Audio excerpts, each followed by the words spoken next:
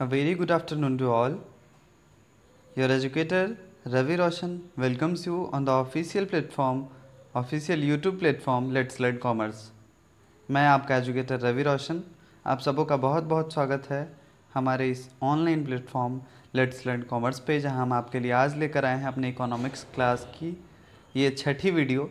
आज economics class में हमने पिछले दिन शुरू किया था कलेक्शन ऑफ डेटा और उसी का ये दूसरा पार्ट हम आपके सामने लेके आए हैं। तो कौन कौन सी चीज़ें डिस्कस करेंगे ये जानने से पहले अगर आप हमारे चैनल पर नए हैं तो प्लीज़ हमारे चैनल को सब्सक्राइब कर लें, बेल आइकन प्रेस कर दें ताकि आने वाली हर वीडियो की अपडेट्स आप तक मिल सके और आप किसी भी क्लास को मिस न करें। ज़्यादा से ज़्यादा शेयर करें, कमेंट और लाइक करें।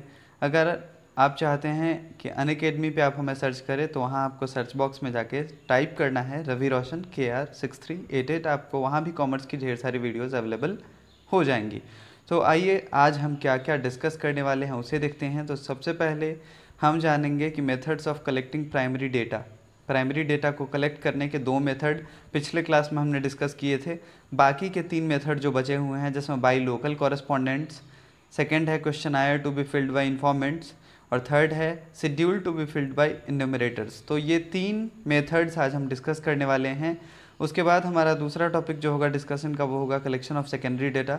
सेकेंडरी डेटा कैसे कैसे पब्लिश्ड कैसे कैसे कलेक्ट किए जाते हैं।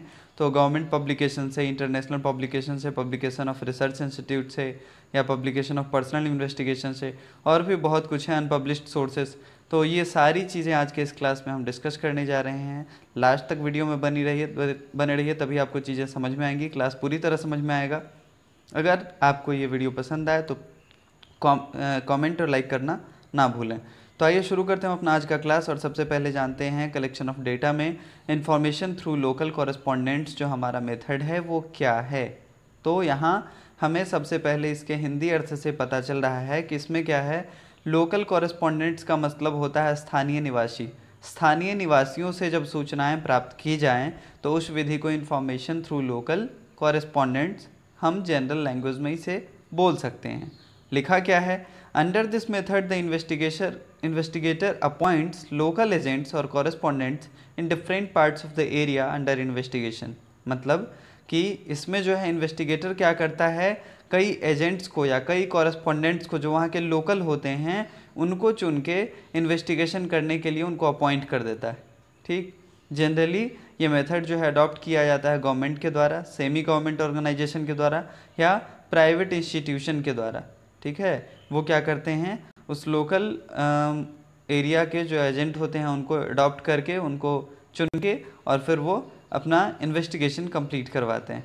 सूटेबिलिटी कहाँ कहाँ है इसकी, कहाँ कहाँ उपयुक्तता है इसकी। तो where the field of inquiry is wide, जहाँ जांच का दायरा काफ़ी विस्तृत हो वहाँ पे हम इसका यूज़ करते हैं। Second, where rough and approximate estimates are required, जहाँ पे हमें पूरी तरह से एक्यूरेट डेटा की ज़रूरत नहीं हो, रफ और अप्रॉक्सीमेट डेटा हमें चाहिए होती है, वहाँ पे हम इसका यूज़ कर लेते हैं। थर्ड है where the information is to be obtained at a regular intervals, जहाँ जानकारियाँ हर एक निश्चित अंतराल पे एकत्रित की जाती हों, जैसे 3 महीने पे, 4 महीने पे, 1 साल पे, 2 साल पे, वहाँ पे इसका यूज़ किया जाता है। तो ये थी सूटेबिलिटी। अब हम बात करेंगे मेरिट्स या एडवांटेज की कि इसके क्या गुण हैं। तो इसका गुण है दिस मेथड सेव्स टाइम्स, में समय की बचत होती है। सेकंड है this method is not costly, ये ज़्यादा कॉस्टली भी नहीं होता। और थर्ड है this method does not involve too much efforts, इसमें बहुत ज़्यादा मेहनत की ज़रूरत नहीं होती है। आखिरी है हमारा where the area of investigation is wide this method can be used, जहाँ जांच का क्षेत्र विस्तृत हो वहाँ इसका प्रयोग किया जा सकता है। डिमेरिट्स या डिसएडवांटेजेस की अगर हम बात करें, जिसको हानियाँ बोलते हैं या दोष बोलते हैं, तो वो है data collected by this method are not reliable, इस माध्यम से जो डेटा कलेक्ट किया जाता है, जो आंकड़े जुटाए जाते हैं वो विश्वसनीय नहीं हो सकते। दूसरा, this method is not adopted where a high degree of accuracy, जहाँ पे बहुत ज़्यादा एक्यूरेसी मायने रखता हो वहाँ पे ये मेथड अडॉप्ट नहीं किया जा सकता। तीसरा है lack of uniformity because it is collected by different correspondents, अलग अलग एजेंट्स, जैसा कि मैंने शुरू में ही कहा, अलग अलग एजेंट्स जो हैं वो इस डेटा को कलेक्ट करने के लिए इन्फॉर्मेंट्स के पास जाते हैं। तो गाइज़ यहाँ पे लैक ऑफ यूनिफॉर्मिटी होती है, एकरूपता की कमी होती है, क्योंकि अलग अलग लोग अपने काम को अलग अलग तरीके से करते हैं। मूव करते हैं अपने अगले स्लाइड पे और यहाँ हम देख रहे हैं कि चौथा मेथड जो है हमारा इन्फॉर्मेशन थ्रू मेल्ड क्वेश्चनायर। ठीक, सबसे पहले इसका मतलब मैं आपको समझा दूं तो मेल्ड क्वेश्चनायर का मतलब होता है कि मेल किया जाता है, चिट्ठी से, ईमेल के जरिए या फिर किसी और माध्यम के जरिए, कम्युनिकेशन की किसी और मीन्स के जरिए अगर मेल किया जाता है। और क्वेश्चनायर का मतलब होता है सेट ऑफ क्वेश्चंस, ठीक है, उसको हम क्वेश्चनायर बोलते हैं। तो इसके जरिए जो डेटा कलेक्ट की जाती है उसी को हम बोलते हैं इन्फॉर्मेशन थ्रू मेल्ड क्वेश्चनायर। लिखा है अंडर दिस मेथड, इस मेथड में the investigator prepares a list of questions keeping in view the objectives of inquiry.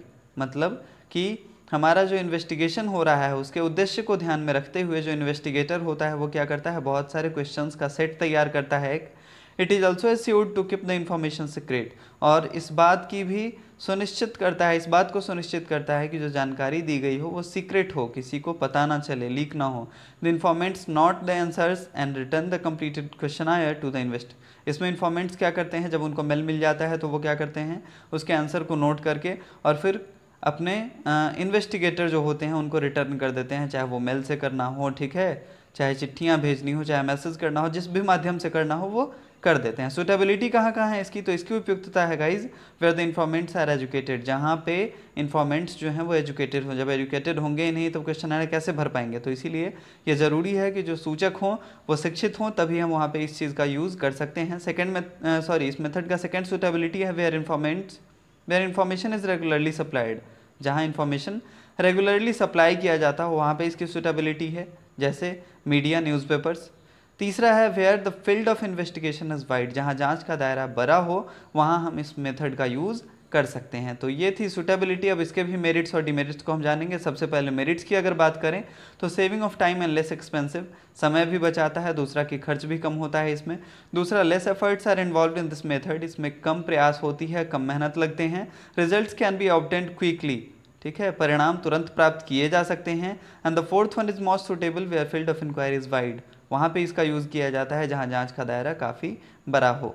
बात समझ में आ रही है? आपको घबराने की ज़रूरत नहीं है कि सब में जांच का दायरा लिखा हुआ है बड़ा है। हाँ, सब कोई इसमें जो भी मेथड्स हैं, अभी जैसे दोनों मेथड्स हमने पढ़ा, दोनों में यही बात लिखी हुई थी, तो दोनों मेथड्स वहीं यूज़ किए जाते हैं जहाँ जांच का दायरा, इन्वेस्टिगेशन का जो फील्ड है वो काफ़ी वाइड है। अगर कम होगा तो वहाँ पे हम ऐसा करके क्यों बिना मतलब समय का बर्बादी करेंगे या पैसे की बर्बादी करेंगे। डिमेरिट्स की अगर हम बात करें तो data received by this method are not reliable, इससे जो डेटा कलेक्ट किया जाता है वो बहुत ज़्यादा रिलायबल नहीं होता, विश्वसनीय नहीं होता है। The conclusion based on investigation have limited accuracy, और इसके जो कंक्लूजन निकाले जाते हैं, इन्वेस्टिगेशन के बेसिस पे जो कंक्लूजन निकाले जाते हैं, जैसे मान लीजिए कि आपने कई जानकारियाँ जुटाई इस मेथड से, तो आपको जो जानकारियाँ मिली उससे अगर आप चाहो कि कोई कंक्लूज़न निकालें, निष्कर्ष निकालें कि इसका फाइनल रिजल्ट क्या होगा, तो उसमें भी एक्यूरेसी की संभावना बहुत कम होती है, लिमिटेड होती है। तीसरा है लैक ऑफ ओरिजिनलिटी, मतलब कि इसमें मौलिकता का अभाव होता है, ओरिजिनलिटी नहीं होती है, क्योंकि हम इसमें क्या करते हैं, क्वेश्चनायर के जरिए सवाल पूछते हैं, तो हो सकता है कि जो इन्फॉर्मेंट्स हों वो बहुत सारी चीज़ें छिपा के हमें इस बात की जानकारी दें। ठीक, अब ये था कि क्वेश्चनायर जब मेल से भेजा जाए। आखिरी जो हमारा मेथड है वो है कि अगर क्वेश्चनायर इन्यूमरेटर से भेजा जाए, इन्यूमरेटर जो है वो भी एजेंट का सिमिलर समझ लीजिए आप। In this method of collecting data collect करने के इस मेथड में the enumerators go to informants, enumerator जो होते हैं वो कहाँ जाते हैं, इन्फॉर्मेंट्स के पास जाते हैं, और एक क्वेश्चनायर उनके पास होता है, फिर वो अपने आंसर को उनसे पूछ के रिकॉर्ड करते जाते हैं। ठीक, ये काफ़ी एक्सटेंसिव इंक्वायरी है, काफ़ी वृहत होता है, काफ़ी बड़ा होता है। Selection of enumerator should be carefully done. अब बात आती है कि अगर इन्यूमरेटर्स चाहते हैं तो इन्यूमरेटर का जब हम चुनाव करें तो वो काफ़ी सावधानीपूर्वक करना चाहिए, क्योंकि इन्हीं पे पूरा रिसर्च जो है डिपेंड करेगा, पूरा इन्वेस्टिगेशन इन्हीं पे डिपेंड करेगा। तो क्या क्या हमें देखना चाहिए कि वो इंटेलिजेंट हो, ठीक है, क्रॉस क्वेश्चन कर सके ताकि सच्चाई का पता चल सके, हार्ड वर्किंग हो, और इसके साथ साथ इन्यूमरेटर को यहाँ पे क्या किया जाता है, शेड्यूल को भरने की ट्रेनिंग भी दी जाती है।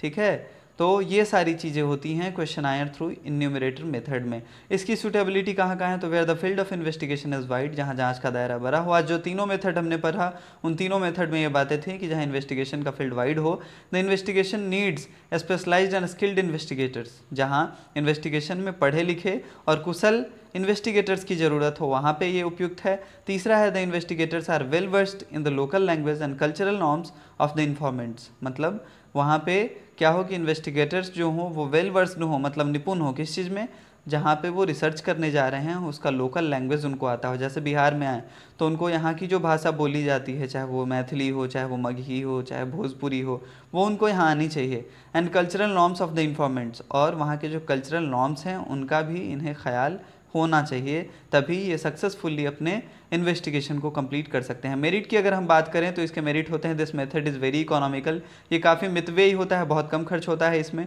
This method saves the time, ये समय की बचत करता है।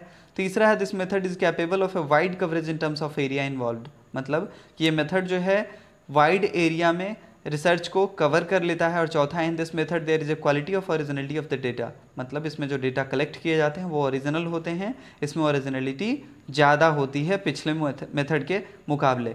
अब हम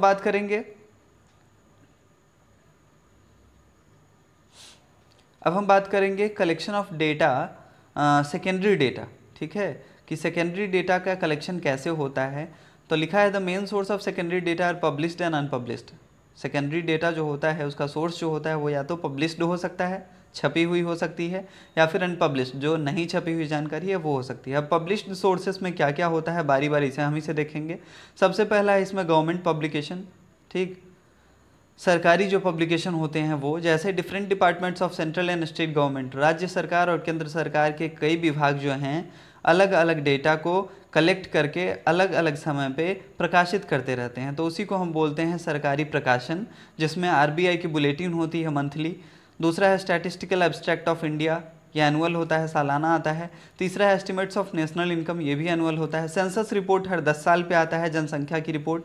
और फोर्थ है इंडियन ट्रेड जर्नल जो वीकली आती है। तो ये हैं हमारे गवर्नमेंट पब्लिकेशन और इनका यूज़ हम सेकेंडरी डेटा के रूप में कर सकते हैं।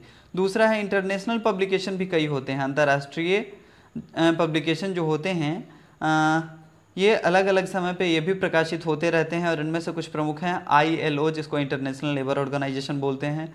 वर्ल्ड हेल्थ ऑर्गेनाइजेशन के द्वारा बहुत सारे स्वास्थ्य संबंधित रिसर्च पब्लिश किए जाते हैं, WHO इसको बोलते हैं। UNO, यूनाइटेड नेशन ऑर्गेनाइजेशन के द्वारा भी बहुत सारे रिसर्च पब्लिश किए जाते हैं। फोर्थ है वर्ल्ड बैंक और पांचवा है इंटरनेशनल मॉनिटरी फंड, जिसके द्वारा फाइनेंशियल बहुत सारी जर्नल्स, बहुत सारे लेख और बहुत सारे रिसर्च जो है प्रकाशित किए जाते रहते हैं। तो ये सारे इंटरनेशनल पब्लिकेशंस थे। थर्ड जो है हमारा वो है report of commissions and committee, बहुत सारे कमीशंस और कमिटी हैं जो रिपोर्ट प्रकाशित करते हैं और उस रिपोर्ट को हम क्या करते हैं, रिलायबल मान के, रिलायबल समझ के अपना काम करते हैं, अपने इन्वेस्टिगेशन को आगे बढ़ाते हैं। जिनमें से प्रमुख है रिपोर्ट ऑफ फाइनेंस कमीशन, ठीक है, वित्तीय समिति की रिपोर्ट। दूसरा है report of Bhabha committee, Bhabha समिति की रिपोर्ट, हजारी कमेटी की रिपोर्ट और दत्त कमेटी की रिपोर्ट। और भी बहुत सारे हो सकते हैं, मैंने यहाँ 3-4 लिखा है सब में। अब है बात की पब्लिकेशन ऑफ रिसर्च इंस्टीट्यूट। चौथा जो है हमारा वो क्या है कि कई इंस्टीट्यूट होते हैं जो रिसर्च पेपर पब्लिश करते हैं, तो उनसे भी हम सेकेंडरी डेटा कलेक्ट कर सकते हैं, जैसे सेंट्रल स्टैटिस्टिकल ब्यूरो। दूसरा institute of economical growth. Third national council of applied economic research और फोर्थ यूनिवर्सिटी रिसर्च ब्यूरो। तो ये सब क्या करते हैं, कई रिसर्च जो हैं पब्लिश करते रहते हैं जनरली, तो हम यहाँ से भी डेटा को कलेक्ट कर सकते हैं और ये हमारा सेकेंडरी डेटा कहाएगा। अब बात कर लें हम लोग अगले पॉइंट की, और अगला पॉइंट है publication of personal investigation. The person who do research work first collect and then publish the data. कुछ व्यक्तिगत लोग जो होते हैं, जैसे हम आप, ऐसे लोग जो होते हैं वो भी रिसर्च किया करते हैं किसी खास सब्जेक्ट पे। वो पहले रिसर्च करते हैं, फिर उन्हें कलेक्ट करके फिर पब्लिश करते हैं डेटा को, तो उसका भी यूज़ हम लोग कर लेते हैं। ये भी कलेक्शन ऑफ डेटा में आ जाएगा। मैगजीन्स भी कई होते हैं जिनका यूज़ हम लोग करते हैं, जो अलग अलग सब्जेक्ट पे होते हैं, जैसे कॉमर्स से रिलेटेड, कैपिटल से रिलेटेड, इकोनॉमिक जर्नल होते हैं, इकोनॉमिक टाइम्स होते हैं, फाइनेंशियल टाइम्स होते हैं। तो इसका यूज़ करके हम अपने डेटा को कलेक्ट करके हम अपना इन्वेस्टिगेशन पूरा करते हैं, हम अपने रिसर्च को पूरा करते हैं। अब अभी तक हम बात कर रहे थे पब्लिश्ड डेटा की, अब हम बात करेंगे अनपब्लिश्ड सोर्सेज की, जो अप्रकाशित सोर्सेस हैं उनकी बात करेंगे। अप्रकाशित स्रोत क्या हैं, तो all the information are not published. जरूरी नहीं कि सारे रिसर्च या सारी जानकारियाँ प्रकाशित हो जाएं। Some data which are not published, जो डेटा पब्लिश नहीं हुए रहते हैं, जो प्रकाशित हुए नहीं रहते हैं, वो कई ऑफिसेस में पाए जाते हैं, ठीक है, कहीं फाइल्स में होते हैं लिखे हुए, और इस तरह के डेटा भी हम यूज़ कर लेते हैं अगर हमें लगे कि इसकी ज़रूरत है तो तो आज के क्लास में हमने देखा कि 3 मेथड्स और कौन कौन थे डेटा कलेक्ट करने के, प्राइमरी डेटा कलेक्ट करने के, और उसके बाद हमने देखा कि सेकेंडरी डेटा कलेक्ट करने के लिए पब्लिश्ड मेथड में कौन कौन सा, पब्लिश्ड सोर्स में कौन कौन सा सोर्स आता है और अनपब्लिश्ड सोर्स क्या होता है। तो ये सारी चीज़ें आज की क्लास के लिए थी। होप कि आपको सारी बातें समझ में आ गई हों, आपने अच्छे से इन चीज़ों को समझा हो। तो लाइक ज़रूर कर दें और इसके अलावा शेयर ज़रूर करें। कमेंट में अगर आपके कोई प्रॉब्लम हो, अगर आपको कोई चीज़ समझ में नहीं आई हो तो आप कमेंट कर दें। अदरवाइज़ अब दोबारा वीडियो देख के, रोक के वीडियो देख के या दोबारा वीडियो प्ले करके भी चीज़ों को समझ सकते हैं। Thank you so much for watching this video. All the best.